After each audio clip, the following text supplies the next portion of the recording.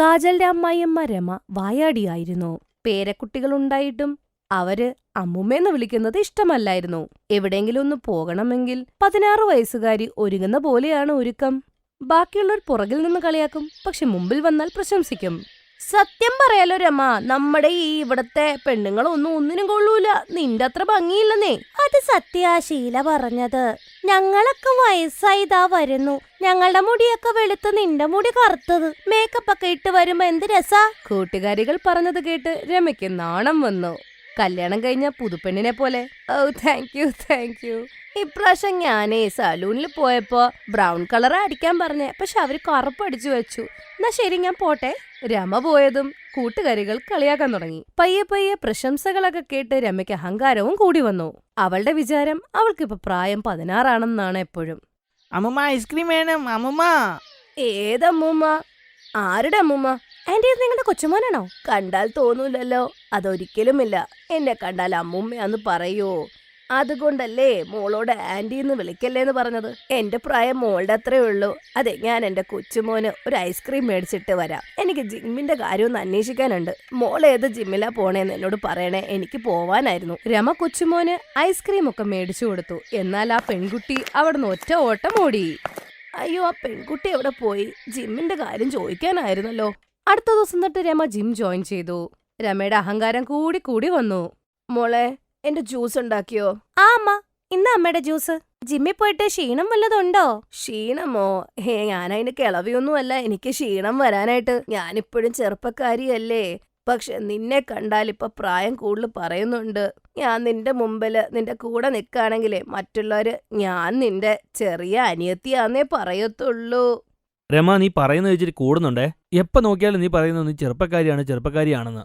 അല്ല, സത്യത്തിൽ നിനക്കെന്താ കുഴപ്പം? നീ എപ്പോഴും ഇങ്ങനെ ചെറുപ്പമാണെന്ന് പറഞ്ഞുകൊണ്ടിരുന്നു കഴിഞ്ഞാല് നാളെ സലോമിക്കൊരു ആലോചന വരുമ്പോ അതെന്താകും? സലോമിയുടെ കല്യാണമായിട്ട് എന്റെ ഈ കാര്യം എന്ത് ബന്ധം? ബന്ധമുണ്ട് രമ. സലോമിയെ പെണ്ണ് കാണാനായി അവര് വന്നപ്പോ നീ അവളെക്കുറിച്ച് പറയുന്നതിന് പകരം നീ നിന്റെ മഹത്വമല്ലേ അവരുടെ മുമ്പിൽ വിളമ്പിക്കൊണ്ടിരുന്നേ.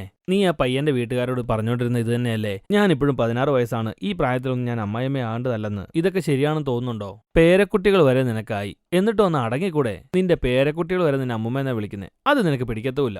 എനിക്കെല്ലാം അറിയാം. നമ്മുടെ ജീവിതത്തിൽ വയസ്സെന്ന് പറയുന്നത് സത്യമാണ്. അതിങ്ങനെ കൂടിക്കൊണ്ടേയിരിക്കും. അതിനെ നമുക്ക് തടയാൻ പറ്റില്ല. ഇനിയെങ്കിലും സത്യം എന്താണെന്ന് മനസ്സിലാക്കി നല്ലപോലെ ജീവിച്ചാ നിനക്ക് നല്ലത്.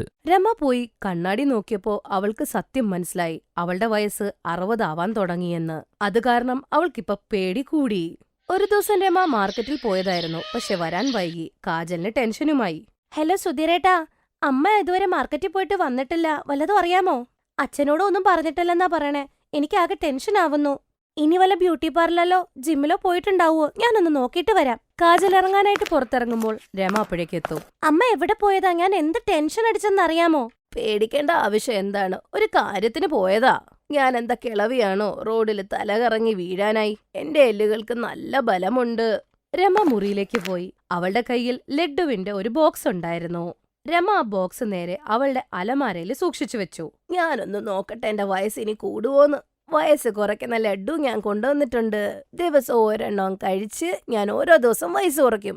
എനിക്ക് നല്ല ഭാഗ്യമുണ്ട്. ഞാൻ ചുമ്മാ പൂന്തോട്ടത്തിൽ പോയതല്ലേ. ഒരു പൂമ്പാറ്റ പാവം ചെടിയുടെ ഇടയ്ക്ക് കുടുങ്ങി കിടക്കായിരുന്നു. സഹായിച്ചപ്പോ ഇതിങ്ങനെയാവുന്ന് വിചാരിച്ചില്ല.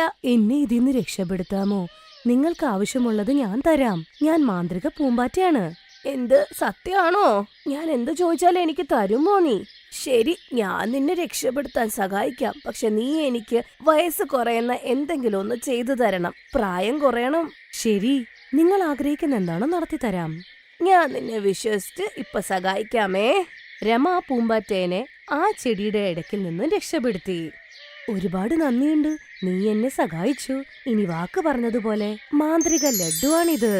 ഇത് ദിവസവും ഓരോന്ന് കഴിച്ചാൽ നിന്റെ പ്രായം കുറഞ്ഞു വരും. ചെറുപ്പക്കാരിയാവും. ഈ ലഡ്ഡു ഞാൻ നിനക്ക് തരാം. പക്ഷേ ഒരു കാര്യവും പറഞ്ഞു തരാം. ശരിക്കും പറഞ്ഞാൽ ഇത് നിയമവിരുദ്ധമാണ്. ഒരിക്കലും പ്രായം കുറയ്ക്കാൻ നമ്മൾ പാടില്ല. കാരണം ഇത് ചിലപ്പോ നമുക്ക് അപകടവും ആയിരിക്കാം. എന്റെ വയസ്സ് കുറയുന്നതിൽ എന്ത് അപകടം ഉണ്ടാവാനാണ്? എനിക്ക് ഇനിയും ഭംഗി കൂടൂലേ? ഇനി മിണ്ടാതെ എനിക്ക് ഈ ലഡ്ഡു തന്നാ മതി. എനിക്ക് ഈ ലഡ്ഡുവില് നല്ല ലാഭമാണ് കാണുന്നത്. എനിക്കൊരു അപകടം ഒളിഞ്ഞിരിക്കുന്നതായിട്ട് കാണുന്നില്ല. അല്ല, ഈ ലഡ്ഡു ശരിക്കും നല്ലതാണല്ലോ അല്ലേ? ഞങ്ങൾ മനുഷ്യരല്ല വിശ്വാസം തകർക്കാൻ. ഞങ്ങളെപ്പോലത്തെ ജീവികൾ വിശ്വാസം തകർക്കില്ല. ഇനി എന്തെങ്കിലും കാരണവശാൽ എപ്പോഴെങ്കിലും എന്റെ സഹായം വേണമെന്ന് തോന്നിയാൽ ഇവിടെ തന്നെ വന്നാൽ മതി. അവിടെ ഒരു മരമുണ്ട്, അതിന്റെ മുകളിലാണ് എന്റെ കുടുംബവും. എനിക്ക് പ്രായമായി വരുന്നു, അതുകൊണ്ട് ഞാൻ ഇവിടം വിട്ട് പോവാറില്ല എങ്ങോട്ടും. അധികം പറക്കാൻ പറ്റുന്നില്ല, അതുകൊണ്ട് ഇവിടെ തന്നെ ജീവിക്കാൻ ഇഷ്ടം. രമ രാവിലെ നടന്ന കാര്യങ്ങളൊക്കെ ലഡ്ഡുവിനെ നോക്കി ആലോചിക്കുകയായിരുന്നു. പെട്ടെന്ന് അവൾക്കൊരു അതിമോഹം തോന്നി. ഒരു ദിവസം ഒരു ലഡ്ഡു കഴിക്കണേന് പകരം ഒരു ദിവസം കൂടുതൽ കഴിച്ചാൽ കൂടുതൽ പ്രായം കുറയത്തില്ല, അതല്ലേ നല്ലത്? ഇന്ന് ഞാൻ 16 ലഡ്ഡു കഴിക്കാം, അപ്പൊ എനിക്ക് 16 വയസ്സാവൂലേ? 16 വയസ്സുകാരി, ഇവരൊക്കെ ഞെട്ടു ഉറപ്പാണ്. എനിക്ക് സന്തോഷം കൊണ്ട് എന്താ ചെയ്യേണ്ടതെന്നറിയില്ല. ആക്രാന്തം മൂത്ത് രമ 16 ലഡ്ഡുവും കഴിച്ചു. അങ്ങനെ 16 വയസ്സുകാരിയായി രമ മാറുകയും ചെയ്തു. കാജൽ അപ്പോഴേക്കും അവിടെ എത്തി. പെണ്ണേ, നീ ആരാ? എന്തിനാ എന്റെ അമ്മയുടെ മുറി വന്നിരിക്കുന്നേ? മരുമോളെ, ഇത് ഞാനാണ്, നിന്റെ അമ്മയമ്മ. 16 വയസ്സുകാരിയായി ഞാൻ. എന്ത് 16 വയസ്സുകാരിയോ? അതെങ്ങനെ? ആ മുഖമൊക്കെ കാണാൻ അതുപോലെ തന്നെയുണ്ട്. അല്ല, വയസ്സായിരുന്ന അമ്മ എങ്ങനെ 16 വയസ്സുകാരിയായി? ഇതെല്ലാം ഈ മാന്ത്രിക ലഡ്ഡു കൊണ്ടാണ്. ഇതൊക്കെ ഞാൻ നിനക്ക് പറഞ്ഞുതരാം. നീ പറ, എന്നെ കാണാനിപ്പോ എങ്ങനെയുണ്ട്? നിന്റെ അമ്മയമ്മയ്ക്ക് ഇപ്പൊ 16 വയസ്സാണ്. സുന്ദരിയായില്ലേ ഞാൻ? ഈ നാട്ടുകാരുടെ മുമ്പിൽ എനിക്കൊന്നു വിലസണം. ഇനി ബ്യൂട്ടി പാർലറിലും പോവണ്ട, ഡയ്യും അടിക്കണ്ട, അതിൽ നിന്നുമൊക്കെ എനിക്ക് മോചനം കിട്ടി. ഞാൻ ഇപ്പൊ വരാം, 2 കൂട്ടുകാരികളെ കണ്ടിട്ട് വരാം. കാജലാണെങ്കിൽ 16 വയസ്സുള്ള അമ്മയമ്മനെ കണ്ടോണ്ടിരിക്കുകയായിരുന്നു. അവൾക്കിതൊന്നും വിശ്വസിക്കാൻ പറ്റുന്നുണ്ടായിരുന്നില്ല. കാജൽ മുറിയിൽ നിന്നും അങ്ങ് പോയി. രമ ലഡ്ഡുവിന്റെ ബോക്സ് അലമാരെ വെക്കാൻ വിട്ടുപോയി. രമ അവളുടെ കൂട്ടുകാരിയെ കാണാൻ പോയപ്പോ സലോമി അമ്മയുടെ മുറിയിലേക്ക് കേറി. ഇതെന്താ ലഡ്ഡു? അമ്മ എനിക്ക് വേണ്ടി വാങ്ങിയതായിരിക്കും. കണ്ടിട്ട് വായിൽ വെള്ളം ഊർന്നു. 4-5 കഴിച്ചേക്കാം. സലോമി 4-5 ലഡ്ഡു കഴിച്ചപ്പോ അവൾ 60 വയസ്സുകാരിയായി. സലോമി കരയാൻ തുടങ്ങി. അമ്മ കാരണം ഇതൊക്കെ. അയ്യോ, ഇത് ഞാൻ എന്താ ചെയ്തേ? ഞാൻ ചെയ്ത തെറ്റ് എന്റെ മകൾ അനുഭവിക്കുകയാണല്ലോ. അമ്മ, തെറ്റ് എല്ലാവർക്കും പറ്റും, പക്ഷെ അത് തിരുത്താനുള്ള അവസരം നമുക്കുണ്ടല്ലോ. അമ്മ പൂമ്പാറ്റയുടെ അടുത്ത് ഒന്നും കൂടെ ഒന്ന് പോ. അവിടെ തന്നെ കാണുമെന്നല്ലേ അമ്മ പറയുന്നത്? പൂമ്പാറ്റയുടെ കയ്യിൽ ഇതിനുള്ള വഴി ഉറപ്പായിട്ടും കാണും. ഞാനും വരാൻ കൂടെ. ചേട്ടത്തി ഇതെല്ലാം ശരിയാക്കി തരണേ. രമയ്ക്ക് ആകപ്പാടെ വിഷമമായി. അവള് പൂമ്പാറ്റയുടെ അടുത്ത് പോയി കരഞ്ഞ് പറഞ്ഞു. പൂമ്പാറ്റയ്ക്കും സങ്കടമായി. അവൾക്ക് 2 ലഡ്ഡു കൊടുത്തു. അതിൽ നിന്നും ഒരെണ്ണം രമയും കഴിച്ചു, ഒരെണ്ണം സലോമി കഴിച്ചു. അവർ രണ്ടും പഴയ പോലെയായി. രമയ്ക്ക് 60 വയസ്സും സലോമിക്ക് 16 വയസ്സുമായി മാറി. ഈ കാര്യത്തിൽ നിന്നും എന്തു മനസ്സിലാക്കാം? പ്രകൃതിയുടെ നിയമങ്ങൾ നമുക്ക് മാറ്റാൻ കഴിയില്ല. യൗവനത്തിൽ നിന്നും വാർദ്ധക്യത്തിലേക്ക് പോകുന്നത് അത് പ്രകൃതി സത്യമാണ്. ആ പ്രകൃതിയിലെ സത്യങ്ങൾ സ്വീകരിക്കുന്നതാണ് നല്ലത്.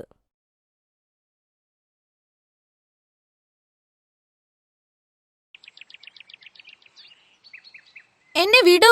നിന്നെ വിവാഹം കഴിക്കാൻ തയ്യാറല്ല എന്ന് ഞാൻ പറഞ്ഞതല്ലേ? ഞാൻ നിന്നെ വിവാഹം കഴിച്ചടങ്ങൂ. അത് കഴിഞ്ഞാൽ ആദ്യ രാത്രിയും. എന്നെ വിടാനല്ലേ പറഞ്ഞത്? അപ്പോൾ ശുഭം എന്ന് പേരുള്ള ഒരാൾ കാറിൽ അതുവഴി വന്നു. ഇത് കണ്ട് അയാൾ കാർ അവിടെ നിർത്തി. ഏയ്, പെൺകുട്ടിയുടെ ദേഹത്ത് നിന്ന് കൈയെടുക്ക, ഇല്ലെങ്കിൽ നീ എന്തു ചെയ്യോടാ? നീ ആരെന്നാടാ നിന്റെ വിചാരം? ഇവൾ ആരാടാ നിന്റെ? നിന്റെ ആരാടാ ഇവൾ? എന്തു ചെയ്യുമെന്ന് ഇപ്പൊ കാണിച്ചു തരാടാ. ഇത്രയും പറഞ്ഞ് ശുഭം ആ കൊള്ളക്കാരെ ഇടിച്ച് നിലംപരിശാക്കുന്നു. അതിനിടയിൽ ശുഭത്തിന്റെ കൈയും ചെറുതായി മുറിയുന്നു. ആ പെൺകുട്ടി അയാളുടെ ആരാണ് എന്ന ചോദ്യം ആവർത്തിച്ചപ്പോൾ ആ ചോര കൊണ്ട് അവളുടെ നെറ്റിയിൽ അയാൾ സിന്ദൂരമണിയിച്ചു. ഇപ്പൊ മനസ്സിലായോ ഇവളുടെ ആരാണ് ഞാനെന്ന്? ഇത് കണ്ട് കൊള്ളക്കാർ അവിടെ നിന്നും പോകുന്നു. അപ്പോഴേക്കും ആ പെൺകുട്ടിയുടെ വീട്ടുകാരും നാട്ടുകാരും എല്ലാം അവിടേക്ക് എത്തുന്നു. ഋതിക, ഇപ്പോൾ പട്ടണത്തിലുള്ള ഈ ആളിന്റെ ഭാര്യയായി കഴിഞ്ഞു. ഇനി നിങ്ങൾ തന്നെ ഇവളെ വിവാഹം കഴിക്കണം. വിവാഹമോ? പക്ഷെ ഞാനിതൊക്കെ ഇവളെ ആ ഗുണ്ടകളുടെ കൈകളിൽ നിന്നും രക്ഷിക്കുവാൻ വേണ്ടി ചെയ്തതാണ്. അങ്ങനെ പറയരുത് മോനെ. ഈ മോളെ ഇനി ആരും കല്യാണം കഴിക്കില്ല. ഇനി എന്തായിരുന്നാലും നീ തന്നെ ഇവളെ രക്ഷിക്കണം. ശരി ശരി, എങ്കിലും ആദ്യം എനിക്ക് എന്റെ അമ്മയോട് ഈ കാര്യങ്ങളൊക്കെ പറയണം. ശുഭം അമ്മയെ ഫോൺ ചെയ്ത് വിവരങ്ങളൊക്കെ ധരിപ്പിക്കുന്നു. ഇതറിഞ്ഞ് ശുഭത്തിന്റെ അമ്മയും അച്ഛനും വേഗം തന്നെ ആ ഗ്രാമത്തിലേക്ക് യാത്ര തിരിച്ചു. ശുഭം ആ ഗ്രാമം ഒന്ന് കാണാൻ വേണ്ടി മാത്രം വന്നതാണ്. പക്ഷേ വിധി അയാളെ ആ ഗ്രാമത്തിലെ ഒരു പെൺകുട്ടിയുമായി വിവാഹം കഴിക്കുന്ന അവസ്ഥ വരെ എത്തിച്ചു. ശുഭത്തിന്റെ അച്ഛനും അമ്മയും ആ ഗ്രാമത്തിലേക്ക് എത്തിച്ചേരുന്നു. അയാളുടെ വീട്ടുകാർ വളരെ മോഡേൺ ആയിരുന്നു. അവർക്ക് കാര്യങ്ങളൊക്കെയും മനസ്സിലായി. ഇവിടെ സംഭവിച്ചതൊക്കെ യാദൃശ്ചികമായി സംഭവിച്ചതാണ്. എന്റെ മകൻ നിങ്ങളുടെ മകളുടെ ജീവൻ രക്ഷിക്കുവാനാണ് അതൊക്കെ ചെയ്തത്. ഒന്ന് കേൾക്കൂ, നിങ്ങൾ നഗരത്തിലെ വലിയ പരിഷ്കാരിയായ ആളാണ്. നിങ്ങളുടെ ചിന്തകളും അത്തരത്തിൽ വളരെ മോഡേൺ ആണ്. പക്ഷെ ഇതൊരു ഗ്രാമമാണ്. ഇവിടത്തെ ഒരു പെൺകുട്ടിയുടെ സിന്ദൂരരേഖയിൽ സിന്ദൂരം പതിഞ്ഞു കഴിഞ്ഞാൽ പിന്നെ ഒരിക്കലും അവളെ ആരും വിവാഹം ചെയ്യാൻ തയ്യാറാകില്ല. ഇവളുടെ ജീവിതം നശിച്ചു പോകും. അപ്പോൾ അതിന്റെ അർത്ഥം ഞാൻ ഇവന്റെ ജീവിതം നശിപ്പിച്ച് ഈ ഗ്രാമീണ പെൺകുട്ടിയെ കൊണ്ട് കല്യാണം കഴിപ്പിക്കണമെന്നാണോ? സഹോദരി, അങ്ങനെയൊന്നും പറയരുത്. ഞങ്ങളുടെ മകളെ നിങ്ങൾ എടുത്തോളൂ. ഇല്ലെങ്കിൽ അപമാനം കൊണ്ട് ഞങ്ങൾ ആ മലയിൽ നിന്നും ചാടി എല്ലാവരും ആത്മഹത്യ ചെയ്യും. അമ്മ മിണ്ടാതിരിക്കൂ. അവർക്ക് ശരിയാണെന്ന് തോന്നുന്നത് അവർ ചെയ്തോട്ടെ. ഇയാളുടെ പത്നിയായി ഞാൻ ഒറ്റയ്ക്ക് ഈ കാട്ടിൽ തന്നെ കഴിയാൻ തീരുമാനിച്ചിരിക്കുന്നു. ഇത് കേട്ട് റൗനക്കിന് ഋതികയോട് ദയവ് തോന്നുന്നു. അവളെ സ്വീകരിക്കുന്നതിന് തീരുമാനമെടുക്കുന്നു. അമ്മേ, ദൈവത്തിന്റെ തീരുമാനം അതാണെങ്കിൽ ഞാൻ അവളെ വിവാഹം കഴിക്കാൻ തയ്യാറാണ്. പക്ഷേ മോനെ, പ്ലീസ് അമ്മേ. അങ്ങനെയെങ്കിൽ എല്ലാം നിന്റെ ഇഷ്ടം പോലെ തന്നെ നടക്കട്ടെ. എങ്കിൽ എല്ലാ നാട്ടുകാരും കേട്ടോളൂ. ശുഭം എന്റെ ഒരേ ഒരു മകനാണ്. ഇവന്റെ വിവാഹവുമായി ബന്ധപ്പെട്ട് എനിക്ക് വലിയ സ്വപ്നങ്ങളായിരുന്നു ഉണ്ടായിരുന്നത്. വലിയ ആഘോഷത്തോടെ കല്യാണത്തിനായി ഞങ്ങൾ വരും. മരുമകളെ കൂട്ടി ഞങ്ങൾ പോകും. ശുഭവും ഋതികയും തമ്മിലുള്ള വിവാഹം നടക്കുന്നു. തികച്ചും നാട്ടിൻ പുറത്തുകാരിയായ ഋതിക വലിയ ആഡംബരത്തോടും ആഘോഷത്തോടും അവളുടെ ഭർത്താവിന്റെ വീട്ടിലേക്ക് വരുന്നു. അവിടെ പരിഷ്കാരിയായ അവളുടെ അമ്മായിയമ്മ അവളെ സ്വീകരിക്കുന്നു. ഭർത്താവിന്റെ വലിയ വീടും ബംഗ്ലാവും സൗകര്യങ്ങളും എല്ലാം കണ്ടപ്പോൾ ഋതികയ്ക്ക് വലിയ സന്തോഷമായി. വലിയ വീടാണിത്. ഇത്രയും വലിയ ബംഗ്ലാവിൽ ഞങ്ങളുടെ ഗ്രാമത്തിലെ മുഴുവൻ ആൾക്കാർക്കും വന്ന് താമസിക്കാമല്ലോ. അതെ, പുറത്തു കാണുന്ന ഈ നദി ഏതാണ്? അത് നദിയല്ല, സ്വിമ്മിംഗ് പൂളാ. എന്താ, പൂളോ? വീട്ടിൽ നദിയുടെ വലിപ്പമുള്ള ഒരു കുളം ഉണ്ടാക്കി വെച്ചിരിക്കുന്നു. നിങ്ങൾ നഗരവാസികൾ വല്ലാത്ത ആൾക്കാർ തന്നെ. ഉടൻ ശുഭം റിമോട്ട് ഉപയോഗിച്ച് ഫാൻ ഓണാക്കുന്നു. അയ്യോ, ഈ വീട്ടിൽ ഭൂതമുണ്ടെന്നാ തോന്നുന്നത്. എന്ത് ഭൂതമോ? ആ അനങ്ങാതിരിക്കുന്ന ഫാൻ തനിയെ കറങ്ങുന്നത് കണ്ടില്ലേ? അത് ഞാൻ തന്നെ റിമോട്ട് ഉപയോഗിച്ച് ഓൺ ചെയ്തതാ. സ്വിച്ച് ഓൺ ചെയ്യുമ്പോൾ ഫാൻ കറങ്ങുമോ? ഞങ്ങളുടെ ഗ്രാമത്തിൽ ഗ്രാമമുഖ്യന്റെ വീട്ടിൽ മാത്രമാണ് ഫാൻ ഉള്ളത്. അതിന്റെ സ്വിച്ചും അമർത്തി നീക്കിയാലേ പ്രവർത്തിക്കുകയുള്ളൂ. ഋതികയുടെ സംസാരവും അവളുടെ നിഷ്കളങ്കതയും ശുഭത്തിന് വളരെ ഇഷ്ടപ്പെട്ടു. അടുത്ത ദിവസം രാവിലെ ഋതിക ഒരുങ്ങി വലിയ ഷോളൊക്കെ ഇട്ട് അടുക്കളയിൽ ചെന്നു. വലിയ അടുക്കളയാണല്ലോ. പക്ഷേ ഇവിടെ അടുപ്പ് എവിടെയാണ് ഇരിക്കുന്നത്? മോളെ, ഇത് ഗ്രാമമല്ല, നഗരമാണ്, നഗരം. ഇവിടെ ഗ്യാസ് സ്റ്റൗ ആണുള്ളത്. ഇതാ കണ്ടോളൂ. അപ്പോൾ അവിടേക്ക് അമ്മായിയമ്മയും നാത്തൂനും വരുന്നു. ബിർജുക്കാക്ക, മകൾക്ക് ഗ്യാസ് സ്റ്റൗ കത്തിക്കാൻ പഠിപ്പിക്കുകയാണോ? അമ്മായി എന്തിനാണിപ്പോൾ ഇങ്ങോട്ട് വന്നത്? ഇനി അമ്മ സുഖമായിരുന്ന് നല്ല ചൂട് റൊട്ടി കഴിച്ചോളൂ. അല്പനേരം കഴിഞ്ഞ് നാടൻ ഭക്ഷണവും പാചകം ചെയ്ത് ഋതിക വന്നു. മോളെ, ഈ ഭക്ഷണം ആരും തന്നെ കഴിക്കാൻ പോകുന്നില്ല. കണ്ടോളൂ ബിർജുക്കാക്ക, എല്ലാവരും ആസ്വദിച്ച് കഴിക്കുന്നത് കാണാം. അവൾ ആഹാരം വിളമ്പുന്നു. ഈ ആഹാരം ആരാ കഴിക്കാൻ പോകുന്നത്? ബിർജുക്കാക്ക, എന്താ ഇത്? ഇന്നത്തെ ആഹാരം മരുമോളാണ് പാചകം ചെയ്തത്. ഞാൻ വേണ്ടെന്ന് പറഞ്ഞതാ. ഹോ, ഈ നാട്ടിൻ പുറത്തുകാരി പാചകം ചെയ്താൽ ഈ നാടൻ ഭക്ഷണമൊക്കെ കഴിക്കേണ്ടതായി വരും. അവൾ മുഖം മറച്ചിരിക്കുന്നതുകൊണ്ട് നമുക്ക് ഇഷ്ടപ്പെടില്ല എന്ന് മനസ്സിലാകുകയില്ല. വൈകുന്നേരമായപ്പോൾ ഋതികയെ കാണാൻ അയൽപക്കത്തുകാർ എത്തി. മോഡേൺ അമ്മായിയമ്മയുടെ നാട്ടിൻ പുറത്തുകാരി മരുമകളുടെ വസ്ത്രധാരണമൊക്കെ കണ്ട് അവരുടെ അയൽപക്കക്കാർ കളിയാക്കി. വാവ്, നോക്ക്, മോഡേൺ അമ്മായിയമ്മയ്ക്ക് നാട്ടിൻ പുറത്തുകാരി മരുമകൾ. അവളുടെ വേഷം കണ്ടോ? അയൽപക്കക്കാർ അവളെ കളിയാക്കിയിട്ട് അവിടുന്ന് പോയി. അമ്മായിയമ്മയ്ക്ക് വലിയ ദേഷ്യം വന്നു. അവൾ ഋതികയോട് അവരുടെ മുഖത്തുകൂടി ഇടുന്ന ഷോൾ മാറ്റാൻ പറഞ്ഞു. പക്ഷേ ഋതിക മാറ്റിയില്ല. ഒരു ദിവസം അവരുടെ വീട്ടിൽ ഒരു ക്ലയന്റ് വരുന്നു. അയാൾക്ക് ഭാരതീയ സംസ്കാരത്തെക്കുറിച്ച് അറിയാൻ വലിയ താൽപ്പര്യമായിരുന്നു.